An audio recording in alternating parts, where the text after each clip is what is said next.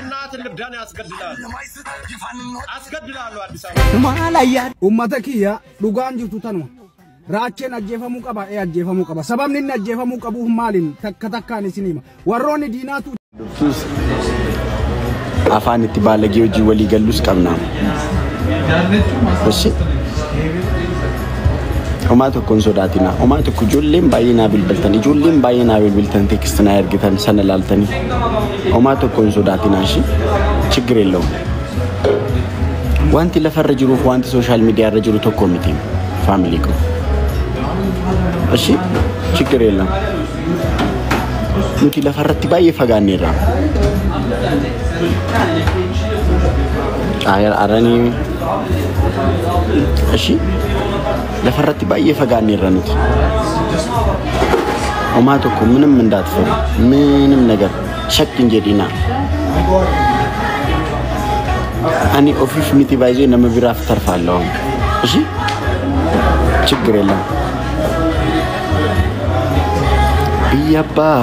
ቢያባ ኮረንጅራ ባይዞ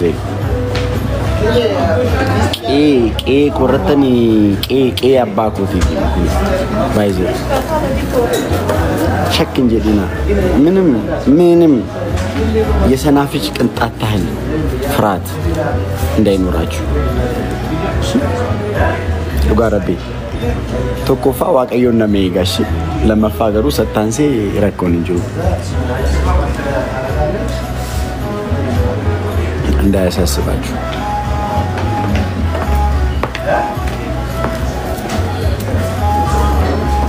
አከስ ኮመንቱን አይቼኮ ለሊ ሰሉ አንቺ ሰሉ ስምሽን አታቆላምጩ ሰሉ አትበዩ ባፋን ኦሮሞ ስድብ ነው ሰሉ አትበዩ ስምሽን ስድብ ነው ባፋን ኦሮሞ ሰሊም አትበዩ ሌላ ነገር በዩ ሰሉ ሰላም ሌላ ነገር ብለሽ አቆላምጩነት ባፋን ኦሮሞ ስድብ ነው ሰሊም አትበዩ ወይ ሰሊና በዩ What is this? እግዚአብሔርን ስድብ ነው What is this? Jesus. እግዚአብሔርን ስድብ ነው ሰሉ ምን ነው ሰሉ ምንድነው ለምን እናት ልብዳን ያስገድላሉ አዲስ አበባ ማላያ ኡመተኪያ ዱጋን ጅቱ ተኑ ራቼን አጀፈሙ ቀባ አጀፈሙ ቀባ ሰበብን አጀፈሙ ቀቡ ማሊን ተከተካኒ ሲኒማ ወሮኒ ዲናቱ ኢትካኒ ኢትዱላ ጅራኒ አተጀራ ወሊን ኢትዱሉ ማስ በረባችሴ አቲን ኩን ኦሮሞ ዳዩ አቲን ኩን ቢተማ ዳ ወሮኒ ጀተን ሄዱዳ ቢተማ ታው kiyalle raga walin sinihima sababa rachen ammo ajefamu qabu fanatu sinihima dageefadda jalqa barratti me wana ajaiba sinihima dhimma isaatti deebina weerara lafa wallo ratti godame keessatti duguugga ilmaan warqituudha lafarraa fixuudhaaf yaalii godame keessatti akka hangafaatitti akka hayyuutitti akka dursaatitti namoonni miidhaasan oromoo wallo irraan gayaa turan warra diinaa osoo hin ta'in oromoo keessaa baatee diinaan bitamtee oromoo irratti bobbaateedha. Calii calanqoo irratti ilmaan harargee sanyii isaanii lafarraa duguuguudhaaf nama harargee jedhamu islaam harargee keessa jiru lafarraa fixuudhaaf warroonni adda durummaadhaan duula san keessatti hirmaatanii ilmaan harargee sanyii hayyuu sanyuu gootataa lafarraa fixuudhaaf yaalii warri godheefi warroonni hanga danda'ame lafarraa ilmaan oromoo harargeedhaaf fixaa turan warra diinaa osoo hin ta'in oromoo keessaa baate.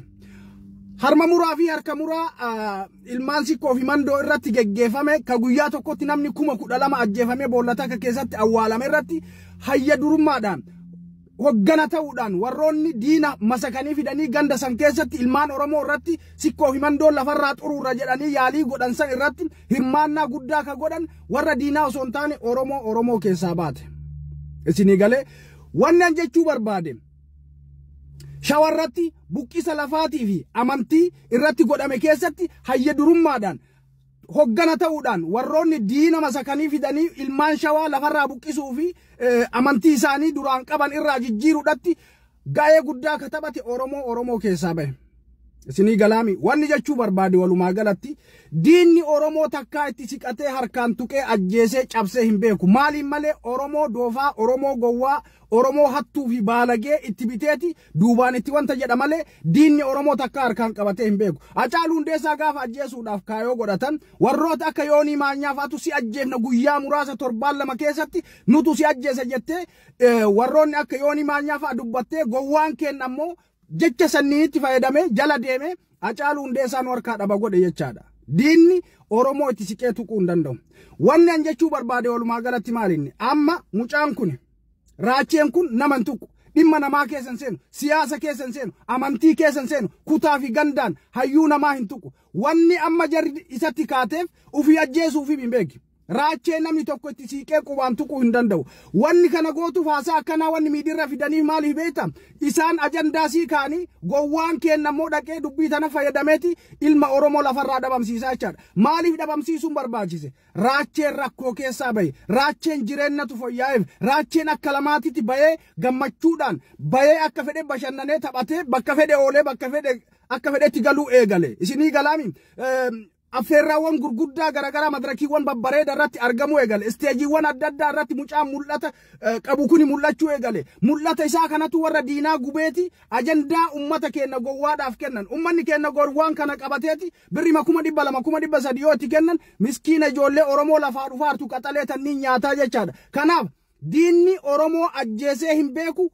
Fuulduratti illee hin ajjeesu. Ka ajjeesu eenyu gowwaa Oromoo bitamtuu garaadhaa fi qonqoo ofiitiif deemtu qofatu Oromoo ajjeesaa jechaadha. Kanaaf mucaa kana eeggadha. Raachi ani guyyoota muraasa dura Adaamaa keessatti hoteela Jarmaniititti si argee jira. Ijoollee 3 waliin uf eeggannoo hin gootu. Akkuma argite deemta. Bakka bishaan daakkaatitti si argee jira. Kanaaf obboleessa kiyya kabajaa fi jaalala sii qaba. Mul'ataa jirta atamma sadarkaa guddaa gayaa jirta. Bakka guddaa ga'uuf deemta ammoo gadheensi nyaatti uf eeggadhu. Akkuma argite baatee hin deemin. Yeroo baatuu fi bakka itti baatu laalladhu. Namoota waliin deemtuuf namoota wajjin nyaattee dhuudhu laalladhu. Si taazabaa ture. Hoteela Jarmanii keessatti bakka bishaan daakkaatitti Adaamaa keessatti guyyoota muraasa dura ija kiyyaan si argee si taazabaa ture jechaadha. Kanaaf uf eeggannoo godhaa. Ijoolleen teenya ammoo ijoolleen Oromoo nama keessaniif eeggannoo godhaa. Duula diinni sirratti godhu jala deemtee dhugaa jette amma achi jalatti komantii mucaa kanaa jalatti waan argu unatuun no maggada laallebat maggada wanni gaddalamuuf maaliin nama gahe. Raachee kee rabbi isaa eegu. Haadha shaneetiin alatti miliyoona 2,500 kan isii yooma san galchee baabaan Nuraddiin illee galee jira. Jaallaa Siraanoleetti illee kuna wal bira jirra galee jira. Yena boosi illee hadha galchee ka isaatu dura duuba hafee ture dhimma naaf hin mijatine keessa inni resiitii ishee maxxansee jira. Waan kanaan ala waan rabbi ol fuudhe namni gad deebisu hin jiru. Hoolonni Suudiif biyya kam teettee waa'ee gadaa reestooraantii haasoftu hoolaa keessaa bahi ka'ii gadaa reestooraantii yookaan maammannoota waliin haasa'i. Darajaa yoo wal bira nama geessee jechuudha. Wallahi Dr. Asliin kun dhugama dhiira. Hattoonni Dubaay warri qarshii dubartootaa yoo irraa fudhatu jalaa dubbachuu didu. Kaleessa Dr. Asliin gadi bahee mallaqa kiyyanaa galchitammoo asirraa isin balleessaa yoo Dubaay dhufe immoo hudduu keessan cuupheen isin waraananni jedheen eda surree keessa alba'aa bultee har'a ganama qarshii isaa galchiteefii jirti.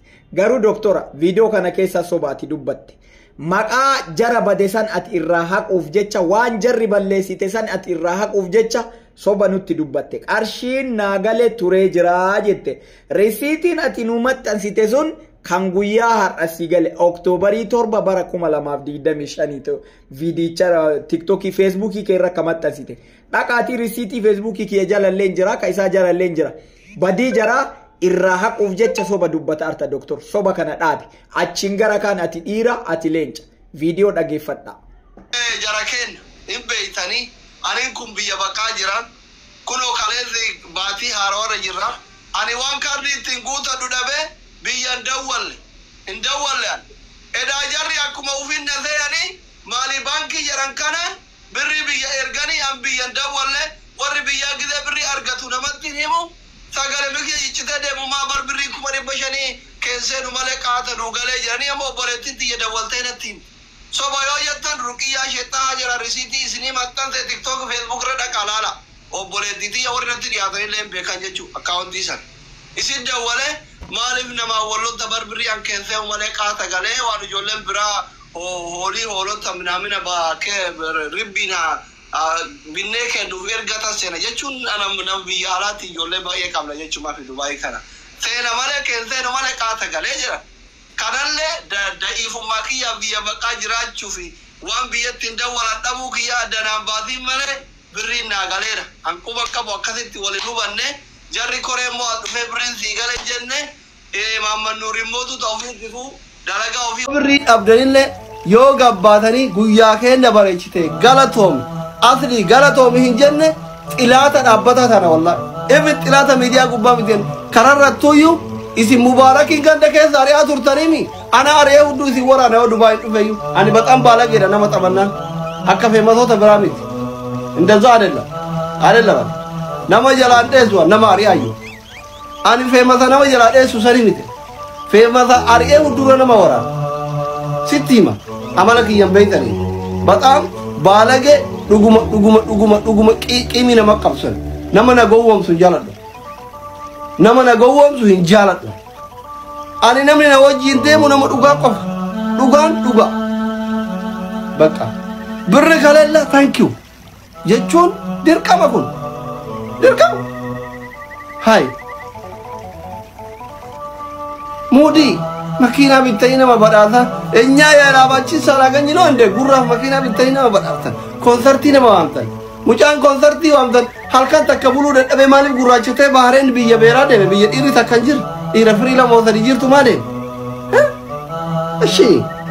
እሺ balaan guddaan osoo isinitti dhalanne yoo birriin qabaatin rakkoon birichaa nama 500 miti gadi baya asli thank you jedha nageenni haa bu'u anaaf isin jidduutti yoo jettan feemasoonni Dubaay fi abbootiin qabeenyaa Dubaay siritti himara asli baay'ee sappoortii nu goote guyyaa keenya bareechite thank you jedha karaan achi an qomaata miti fayyaa qaba bashitanyaa miti wanni isin sappoortii isin goruuf jettanii muudii qabatan takkan jiru an takka diyaasbooranu asli kootu dalagadhu ispoonsara siigoona jetteetiin naa gooteen beektu egaa ispoonsari cufatee akka ani itti dhaarreef muudii natti qabatte sinitti hima ila diyaasbooran kunoo iluunfaanti. Assalamu alaikum warahmatullahi wabarakatuh. Oromoo ko dhaamsa tokkoon isiniif qaba. Dhaamsi sun maali jedha. Engadda obboleessa kiyya Mubaarikii waliin viidiyoo waraabee ture jechuudha. Mee namni Mubaarikiin jaallattan gara miliyoonaa taatanii maqaa kootiin fooloo naa godhaa fi mucaa kana isiniin jedhe yoo fooloo naa gootan maal rakkoo qabame. Dhugaa rabbi yoo 200 tokko yoo na galchita maal rakkoo qaba. 200 miti dhibbayyuu na galchuu dadhabdanii garuu maal rakkoo qaba waa itti kaffaltanii waa isinirra waan qannesu wayii jira maal rakkoo qaba yaa Oromoo ko maal isin godha.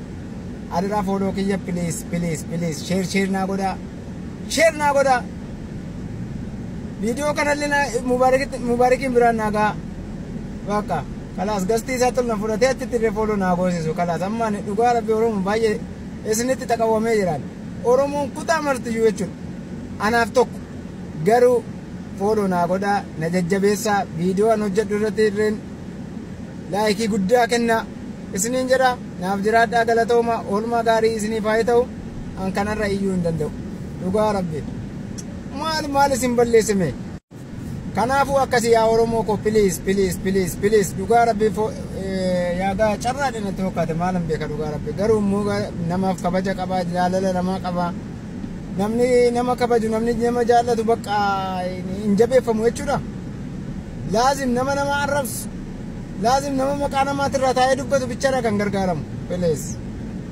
Oromoon kutaa martuu adara follow kiyya naa jajjabeessa share naa godhaa video kiyya diiwut naa godhaa qaqqaaliiwwan ko please isinin jaalladha warra amantaa biraatirreen akkuma san hundi keessanuu naaf jiraadhaa mana koo naa jajjabeessaa isinin jedha kabajaan isin gaafataa jira naaf jiraadhaa galatooma oolmaa gaarii isiniif haa ta'u. Assalaamu alaikum warahmatullahi wabarakatuh.